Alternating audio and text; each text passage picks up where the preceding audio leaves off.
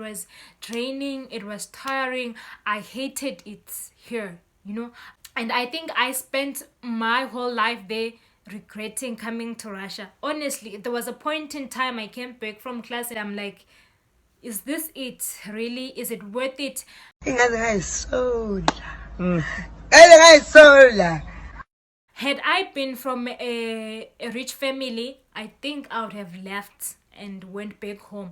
But then to me, it was, if I leave, if I go back home, what am I going to do there?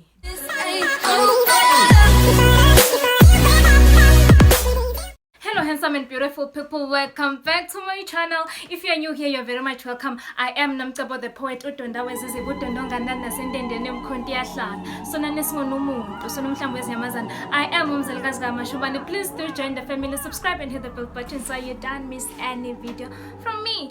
So you guys, today I have part 2 of my experiences in Russia.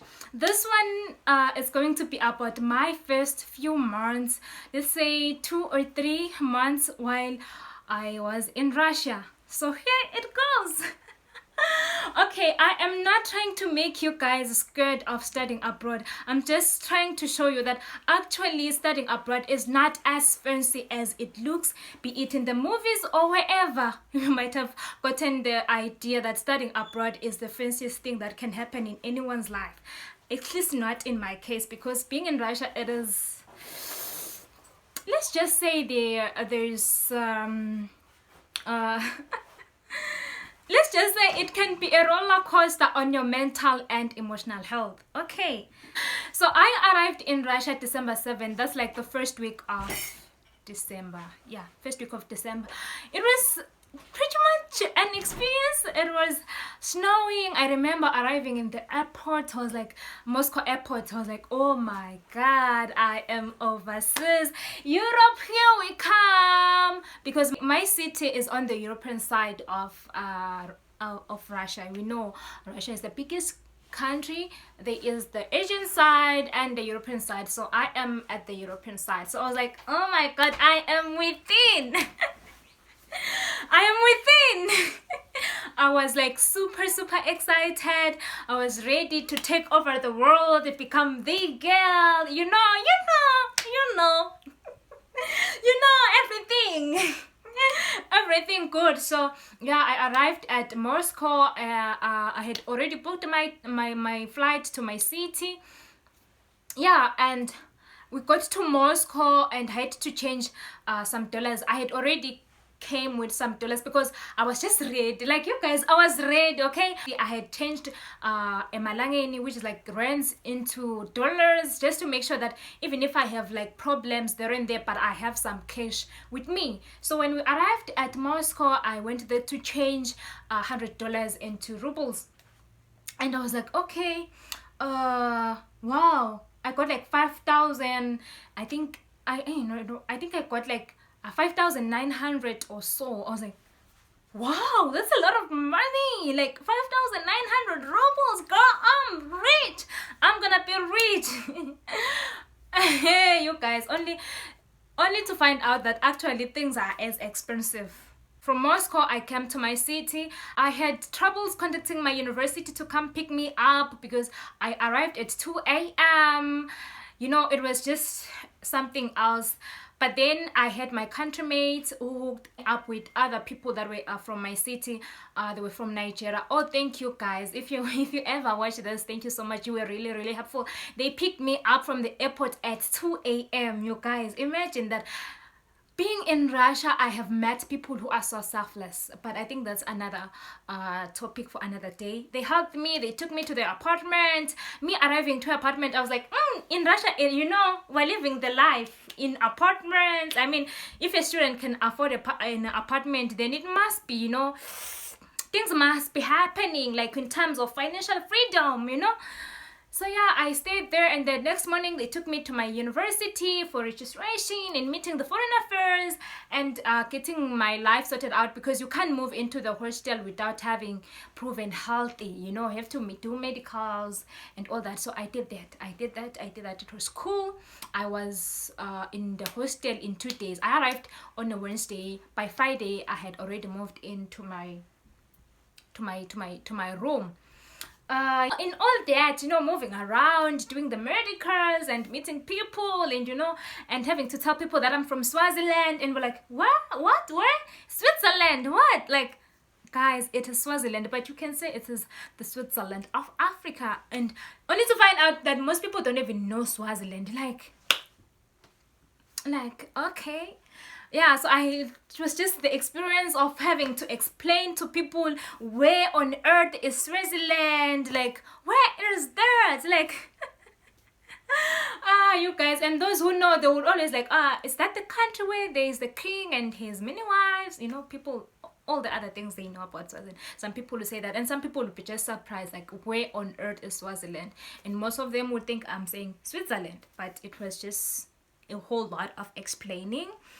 And yeah, so through walking that, I'm just still in the phase of, I am in Russia, man. I am in Russia. Oh, by the way, there was snow. Girls stepping on snow. I am stepping on snow. That excitement. I don't know if you guys can catch the vibe. Like, I was within, like thousands and thousands of miles away from home. It was like, whew, okay, we're about to do this. So yeah, I settled in my hostel, but one thing I realized when I settled to my hostel, like putting my luggage and everything like that, being given my mattress and my blankets, because we were told that you get blankets and all that here, so I didn't bring any from home.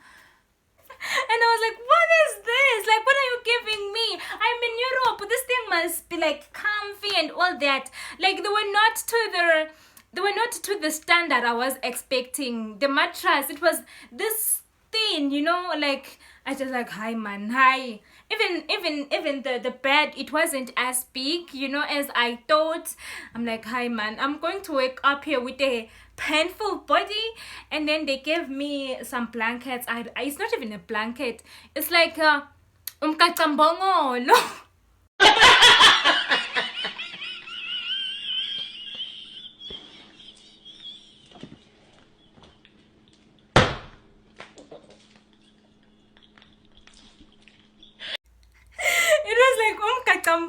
You don't understand. The blanket they gave me, it was so tiny, and it wasn't like comfortable, you guys. Like, I was just really disappointed. I think that was like my first disappointment, like my first ever, like when I received my mattress and my pillow, like just the bedding, like, oh my goodness, I was I was heartbroken, you guys.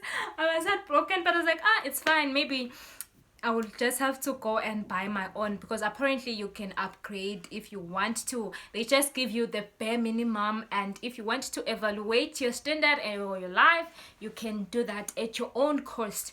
So yeah, but anyways, I stayed with it. And then another thing I realized, that I was being put in a room of 3 people. Like, hi guys, and I thought maybe I was going to have my own room, like in the movies, even if maybe they have roommates, but it's like usually 2. Like, how can I be in a room of 3 people? And then the people they put me with were Russians. I think that's another story for another day. My Russian roommates from hell. It was terrible. Because when I moved in, I remember one of them rushing downstairs to commandant, like the person who is in charge of the hostel, like everything, the welfare, everything of the hostel, as if there was like a commotion. But by then I wasn't understanding Russian. So the person that I was going with, I'm not going to mention names because I didn't consult with the people that are involved here. So I'm not going to mention names. So the person that was translating for me, by then I wasn't speaking Russian. I was like, I was just a potato. I was a whole potato. So the person that was translating for me said they don't seem so happy to have you, like they don't want you to move into their room, because apparently they were already friends and they've already like secured the room. They just felt like they owned it, that kind of a thing. And the fact that I'm black, I don't know, but they were really not so happy. Especially one of the girls. The other one was okay, but the other one was like so mad, But the commandant was like, ah, it's fine, you are being put with Russians so you can learn the Russian and all that, because about 99% of Russians can't speak English, you see. So me being there, I won't be able to speak English with them, so I would be forced to do everything, speak everything Russian, okay? Russian, everything. And that's why I realized that actually English is not as important as we make it. Okay, it is, but it is not at the same time, because at that point in time it was useless. Just knowing English was useless, like it was useless, okay? That's all I can say. And from that day till I finished my preparatory year, it was terrible, like the worst time of my life. I would say my education life. It was torture, you know. I just felt like I wish I could moved out. It was like something else, I think, but I would just mention it in another video, like talk about the experience I had with my Russian roommates. It was horribly, it was horrible, and I had to adapt. And another thing I had realized is that the way Russians speak, my goodness, they were so loud. Russians are loud, and for a moment I thought maybe they were shouting at me or I had done something, because while I was moving around doing my medicals and trying to, you know, sort out my things and make sure that I settle in, these women would just be like like so loud. And then the person that was translating for me would be like, oh, they're saying your hair is nice, or they're saying your skin, they're saying you are beautiful. Like, why does it feel like they're shouting though if they're saying all these compliments? Like, that is just how they speak. Russians are loud. And like, okay, but now I understand them, so it's okay. So moving on to starting classes, I started classes late. I think on the 17th. I started my classes on the 17th of December. Yes, yeah, I think somewhere there. That was because I was late. I was supposed to be here by September, but because you know government and all that and whatever, what happened, I don't know. But I started my classes very late because I arrived very late, and I had to wait for other students that were also arriving late apparently, and that is why we ended up starting on the 17th, because we were the last batch of students. So we are in groups. We're grouped, like there's group 1 till group 12. We were group 12 with like the latest. And funny how we were supposed to learn all the things that were being learned by those in group 1, and those that arrived in September, October, November, December, those people were already like 3 months and weeks ahead of us, and they've already covered a lot, and some of them by then could even speak like chut. So imagine the pressure, you guys, that was just lying ahead. But I wasn't really stressing about it, because I was just enjoying the free Wi-Fi. Not like free Wi-Fi, but the cheap internet. I was just enjoying being online and on YouTube, watching movies, because I was like free, you know. I felt free. I was just relaxing, you know. I wasn't really stressing until I started classes. And then we're doing the alphabets. And I was like, okay, it's cool, we can do this. You know, it felt easy. I was like, we are within, I'm going to slay this. I mean, everyone who can learn, alphabets, I probably would think the same. We didn't know that it was going deeper than that, you know. I just like, it's okay, it's doable, okay? Because I've seen other people around you already speaking Russian. I'm like, if they can do it, I can also do it. At first, we would have 3 classes, one which was like 1 hour, 30 minutes. I really don't know why on earth you would make one class be 1 hour, 30 minutes. That's torture. Singing the same lecturer. But me, I had 3 of those classes, and it was one teach every day.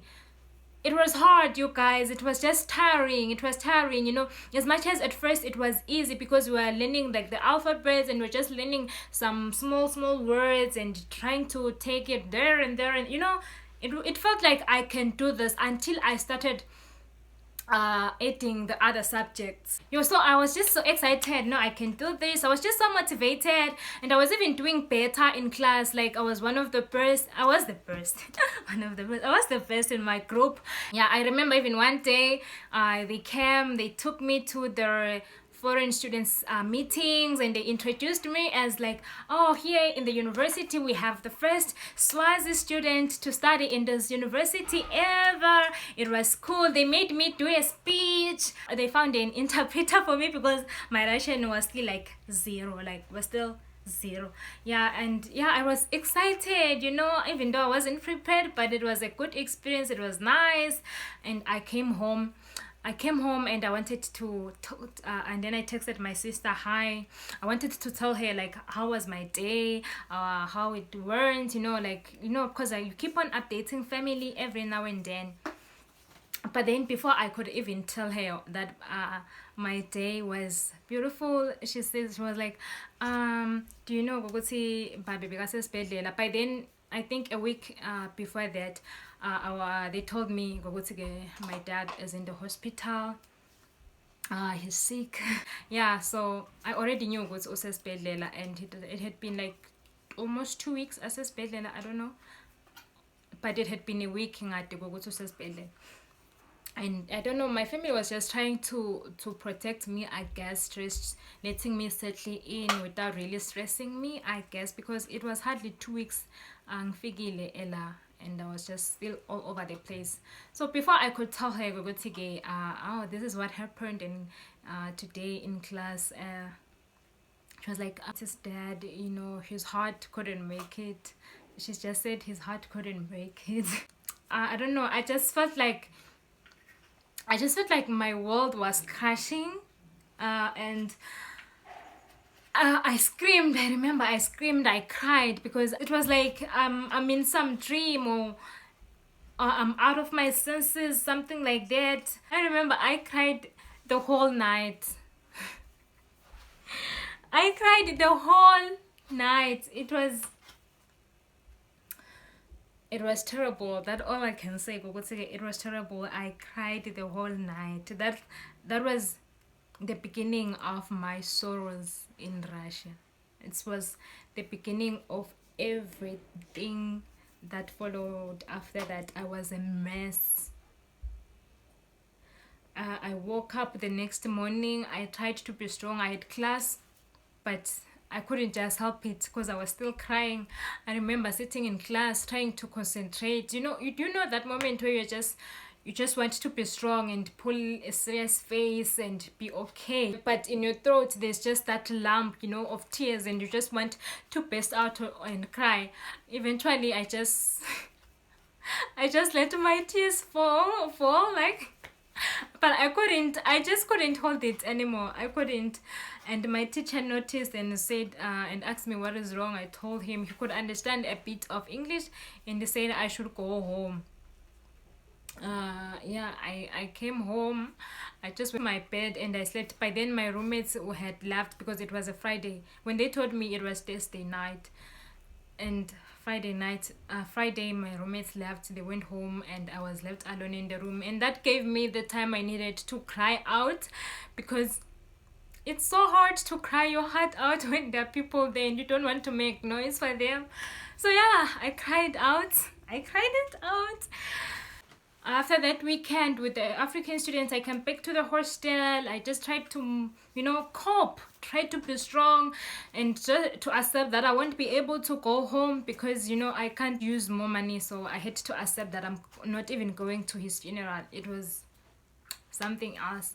Went back to school January, and now they added other subjects. That was like biology, maths, and chemistry.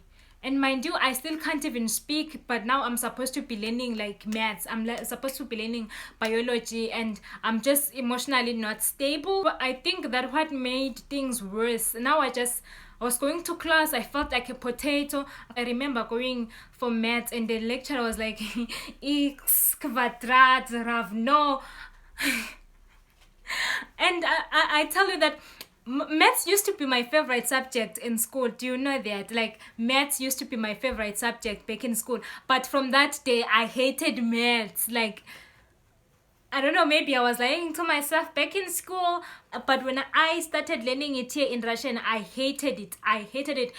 So it was just too much. And it's like you go to class, you don't hear anything, you know? You don't hear anything. Like, it is like you're lost. You just understand from hello, and then from then it's like there's just some music in your mind. You're like, I don't know, in somewhere where you don't understand what is happening, and then until you wake up, it's like, it's that we are done for today. It's time to go. It's time to go home. So that was basically my life, and that really hit deep, because back home I used to be the student, you know.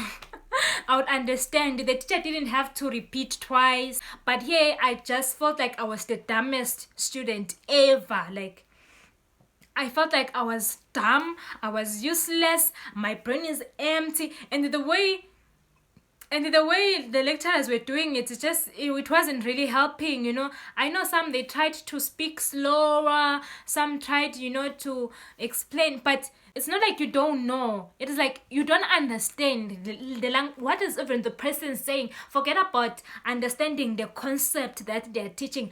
What are you saying? Like, what are you saying? Like, you know, it's like a person speaking Chinese. Whether you listen attentively or not, at the end of the day, you don't understand what the person is talking about. So that was my experience. I would come back home so tired, and now my classes were starting from 8 till 7. 3 classes in the morning and 3 classes after lunch, which one of each was 1 hour 30 minutes. Remember, I told you that. That was like the worst, you guys. The worst. Like, I think that's what just made me be all over the place, because I was also dealing with my own personal life. I'm just trying to get over the trauma. I'm just trying to be okay. I'm trying to be strong. But every time I go to class, I'm just being reminded that actually I'm not that ish after all, because I mean, yo, it was hard. It was hard, you guys. And the thing, you see some other students, those that have been there, and they are doing so well, and you're just the potato one. You're the potato one. And then the fact is January, by June we have exams. I still have a lot to catch up on. Mind you, I arrived here December, and I only had 1 week of learning in December, which means it was more like I missed a whole semester. So I had to cover all that. Yes, we were covering it as a group with the other teacher, but we were rushing through. We were no longer going deep in each and every topic, you know, to understand. For us, it was a matter of, we have to cover everything. So it was a lot. It was draining. It was tiring. I hated it here, you know. And I think I spent my whole life there regretting coming to Russia. Honestly, there was a point in time I came back from class, and I was sitting on my bed. I'm like, is this it? Really? Is it worth it? Had I been from a rich family, I think I would have left and went back home. But then to me, it was, if I leave, if I go back home, what am I going to do there? Because I'm already under government, and chances are I'm not going to be getting another scholarship. If I lose this one, if I mess up this one, then my life is over, and I can't really put my family through the expense of having to pay for me in some university or wherever, or some college. It would be just a lot. Already going home wasn't an option, as much as I really wanted to go home. I really wanted to leave this place and just go, because it was so hard. It was so hard, you guys. Like, it was terrible. I don't know how I can explain that. It was terrible, because imagine you studying in English, how hard it is for you to study, how hard it is for you to, you know, pass and everything like that. And then there's us studying in Russian, a language that you don't even know. So imagine, just imagine. So yeah, but we're still here, and I must say that as much as I am still here, a part of me still feels like, I don't know, it just feels like a part of me still has mixed emotions about coming to Russia. I wonder if it was a good decision, and I wonder if, had I been home, could have things been different or anything like that. Yeah, it is true that comparing it to home, obviously it is a good decision. But when we talk of mental health, when we talk of emotional health, being here in Russia is not really the best decision. It is a lot, and having to deal with the people on the streets, having to deal with your own personal life, having to deal with just being away from your family, you know, being away from family. It hits deep, you know, it hits deep. So it is hard having to deal with these people. Russians are complicated, like they are very, very, very complicated, and you may never even understand them, and like ever, no matter how you try. But anyways, it is what it is. And you guys, I am going to be sharing these experiences. If you want to know more, please do mention it on the comment section below. And if you haven't seen the previous video that I did, please make sure that you check it on my videos on my playlist, or I'll just put the link up here. And I am going to be dropping part 3. If you want to know like something specific, please do mention it on the comment section below. Okay, but I think my part 3 is going to be about my roommates, my experience with my roommates. Yeah, I think that's what is going to be my part 3. Yeah, that's going to be my part 3. Thank you so much for watching. I appreciate you. Please do remember to give this video a thumbs up if you haven't, and then subscribe, hit the bell button so you don't miss any videos. Bye bye.